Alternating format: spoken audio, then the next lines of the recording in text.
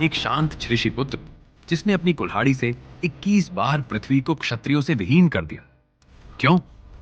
उनकी कहानी केवल युद्ध की नहीं, बल्कि एक ऐसे प्रतिशोध की है जिसे सुनकर ब्रह्मांड भी कांप उठा था। मिलिए भगवान विष्णु के छठवें और सबसे उग्र अवतार परशुराम से। लेकिन उनका क्रोध किस घटना से शुरू हुआ? परशुराम ऋषि जमदग्नि और रेणुका के पुत्र, जन्म से ही शिव के परम भक्त थे।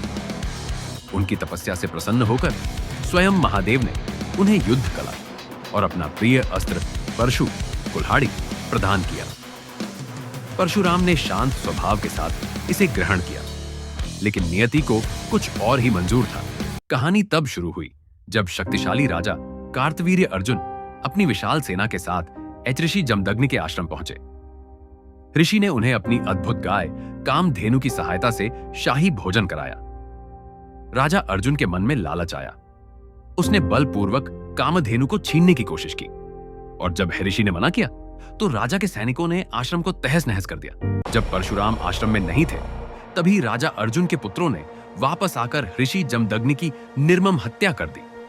इतना ही नहीं, उन्होंने मां रेणुका के शरीर पर 21 बार प्रहार किया।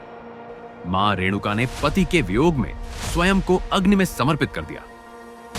इस जघन्य दृश्य को देखकर परशुराम का क्रोध जाग उठा, जो केवल प्रतिशोध से ही शांत हो सकता था। परशुराम ने अपने पिता के वियोग में धरती को 21 बार क्षत्रिय विहीन करने की भीषण प्रतिज्ञा ली। यह संख्या मां रेणुका के शरीर पर किए गए 21 प्रहारों के बदले का प्रतीक थी। यह बदला व्यक्तिगत नहीं, बल्कि पृथ्वी पर फैले अनैतिक क्षत्रिय राज को समाप्त करने के लिए था, जो धर्म की मर्यादा भूल चुके थे। उन्होंने हर बार बचे हुए क्षत्रियों को ढूंढ ढूंढ कर दंड दिया।